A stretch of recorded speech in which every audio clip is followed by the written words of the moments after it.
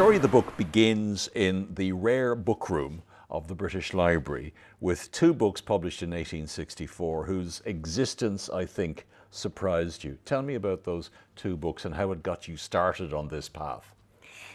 Yes, there are these two books which are case books, or they purport to be case books by female detectives, all about the murders, bodies in the Thames, bank robberies, all sorts of thrilling incidents. One of them is called The Female Detective by Andrew Forrester, which we now know was a pseudonym for James Redding Ware. And the other one is called Revelations of a Lady Detective by William Stevens Hayward. And when I read these, I thought, well, they're ripping yarns, these kind of pulp fictions about feisty female detectives.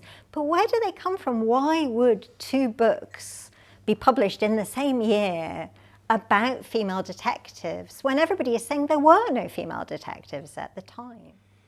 And did the fictional female detective then disappear after those two books came out? And were they swallowed up by Arthur Conan Doyle and Sherlock Holmes in the 1880s? Or is that a myth? Did they continue?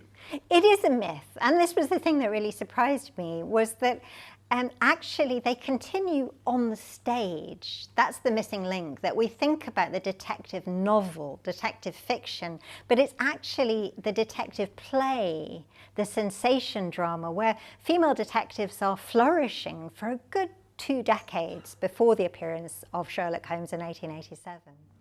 Now, is it fair to say that most of the early and mid-19th century, basically, female detectives, early Victorian or whatever, worked for private agencies on divorce cases, or is that an oversimplification?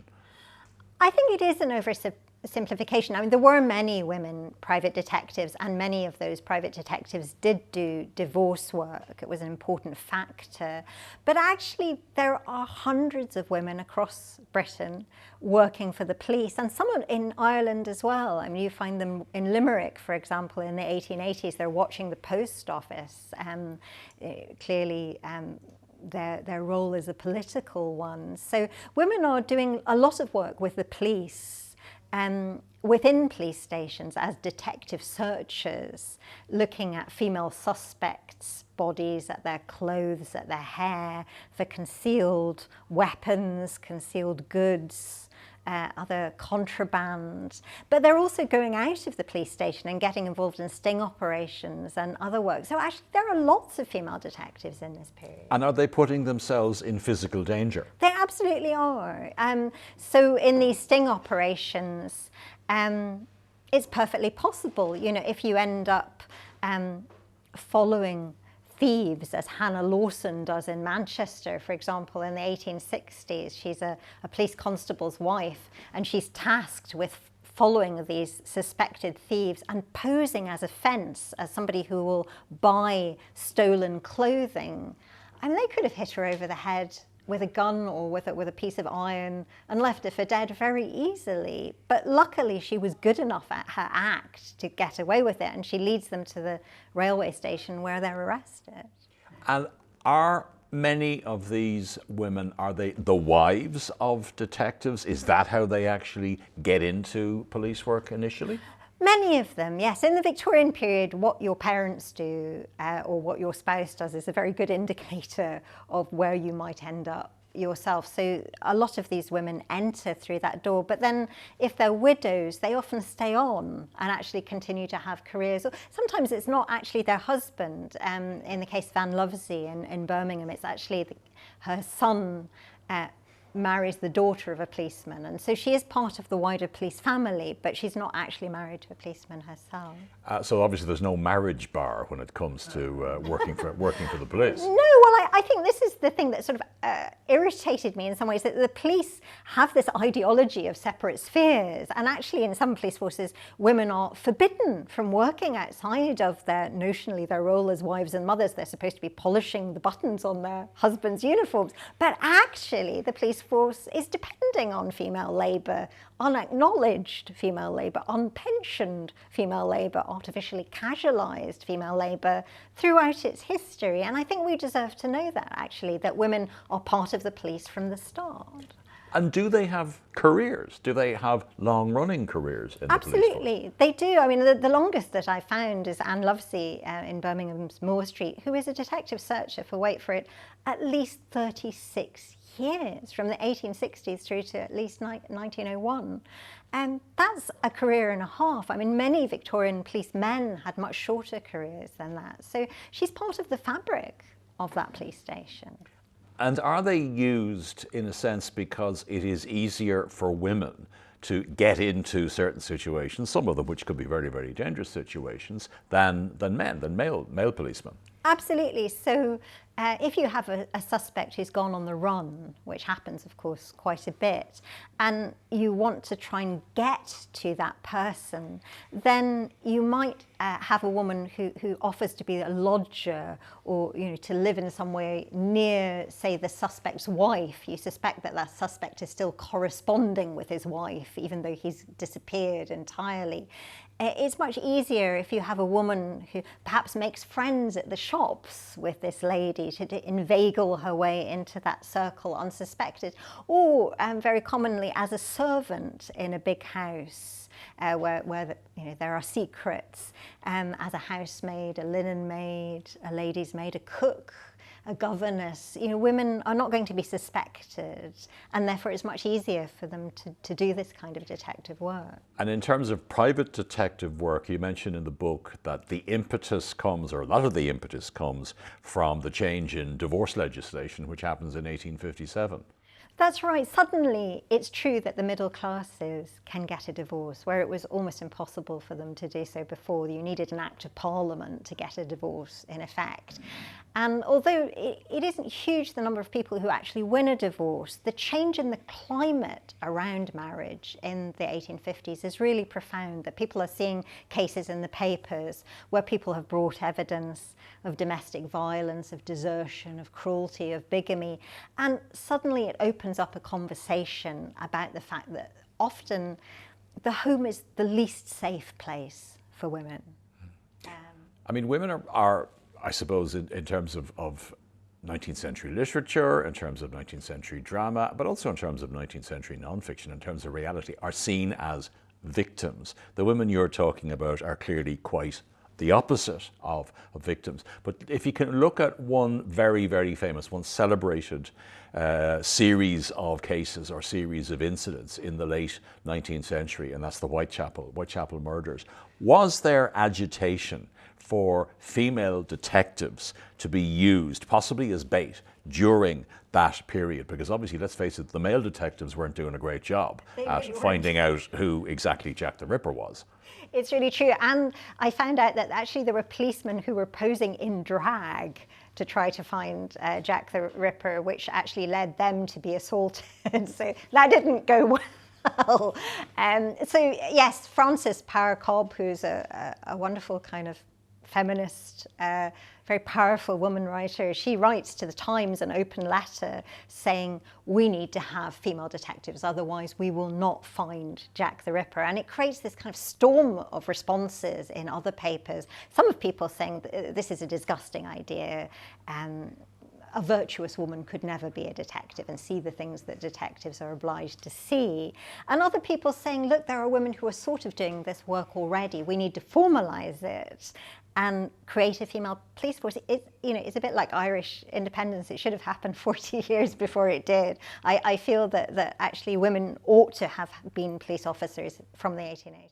And would there have been women who would have been prepared, despite the fact that there was there was fear, there was terror in London, particularly in the East End of London. Would there have been women who would have been prepared to take on that task during the end of 1888, this winter of 1888? I believe there would.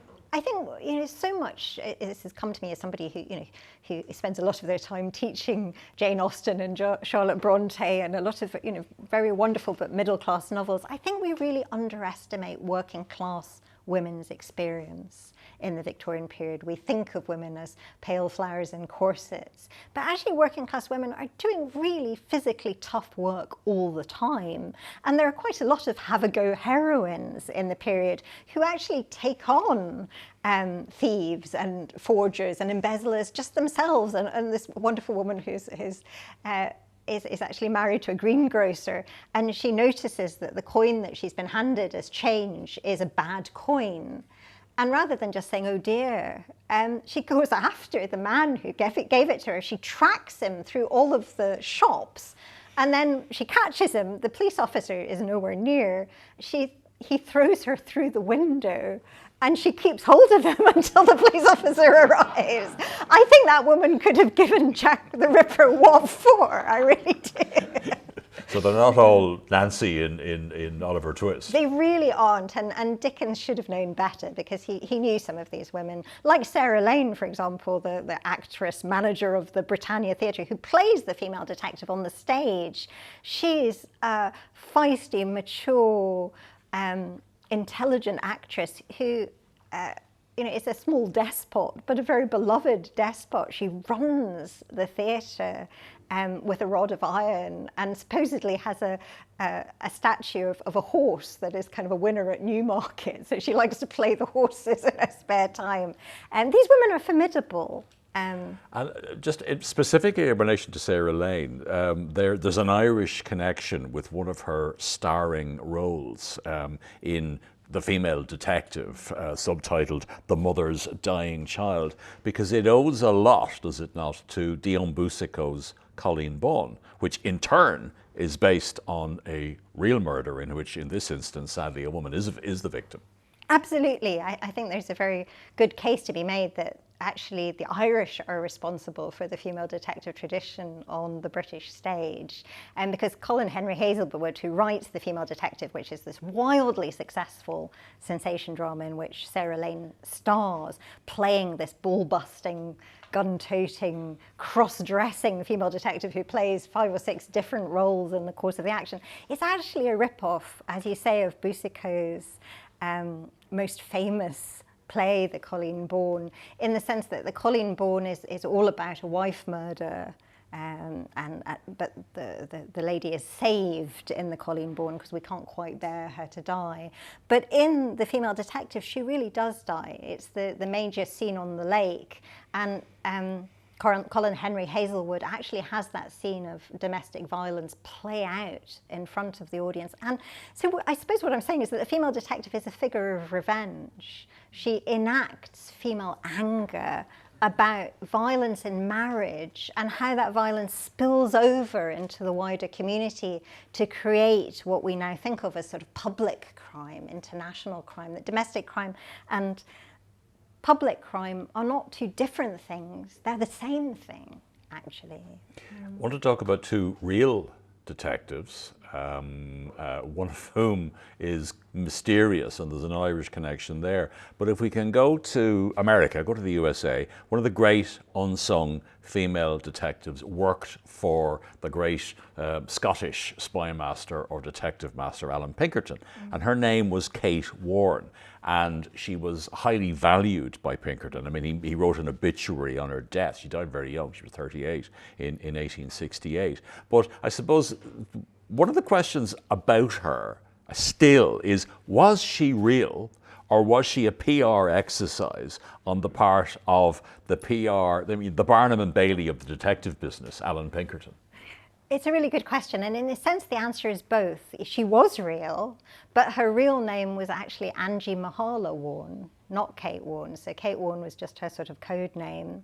And she is also a PR exercise. So the way that Pinkerton describes her is very self-serving. You know, he makes her the poster woman, in effect, for why female detectives are pure. And selfless and virtuous, because he describes her in the Civil War, you know, serving nation.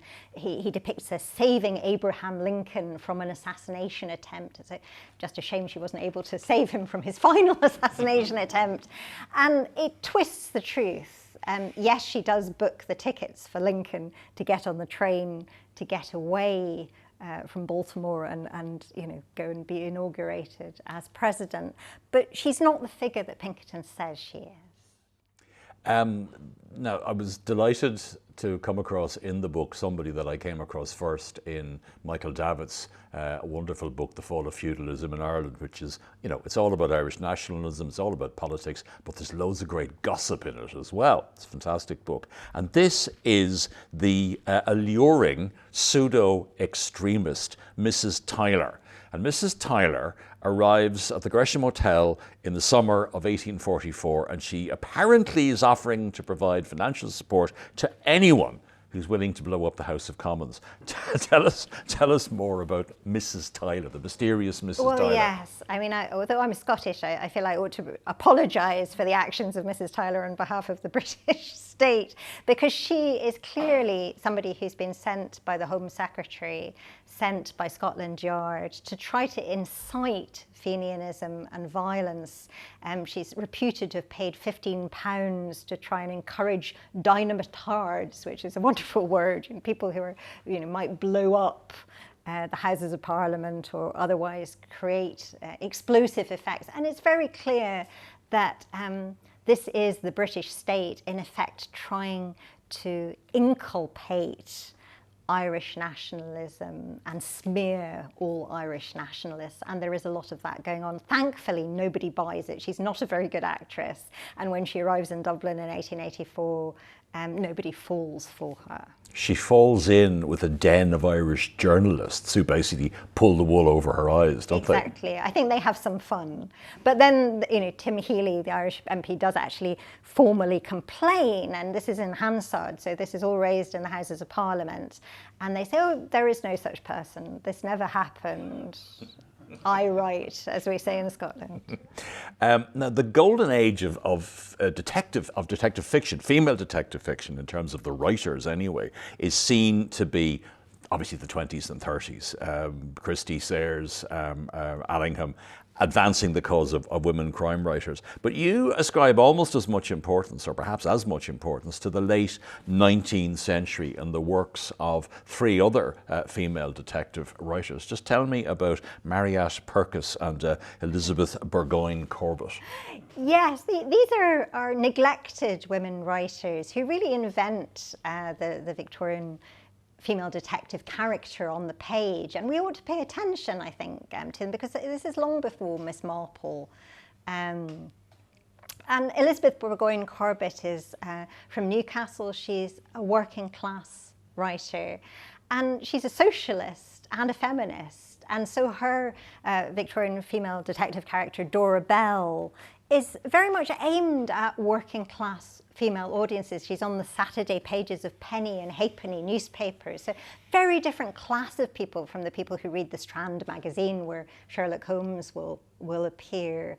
Elizabeth Burgoyne Corbett also writes a wonderful book called New Amazonia, in which Ireland has completely been taken over by women. So it is a successful gynocracy. These women are 6 feet tall, they wear culottes, and they live till over 100 because they've eliminated all the social problems of the state. So I'm looking forward to that sometime in the future. She's worth reading. And then Florence Marryat, she writes vampire fiction, she writes really racy Gothic novels, all sorts of things. But she writes another book which I think would be of interest to Irish audiences. It's called In the Name of Liberty, and it's a terrorist thriller. It's set in London, but the people who are the terrorists are Fenians, but they're Fenian anarchists.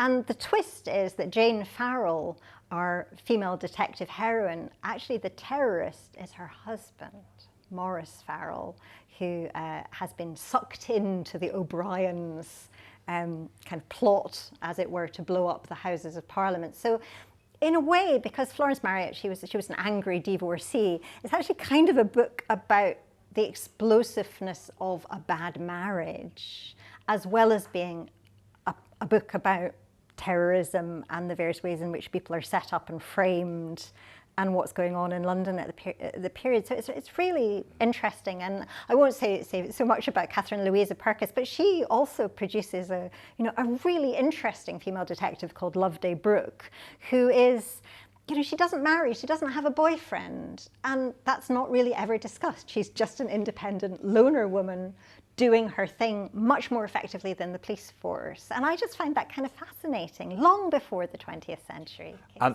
And even though they're competing with Conan Doyle and, you know, later G.K. Chesterton, do they get attention? Are they much read?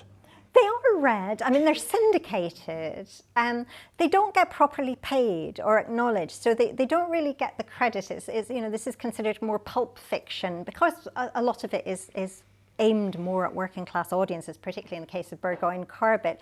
But it's reaching millions of readers because a story that is in one paper will be endlessly reprinted in other papers and will actually thereby have a long life on the page. So it's an interesting thing, influence, that somebody can be much read but actually never get any literary laurels at all.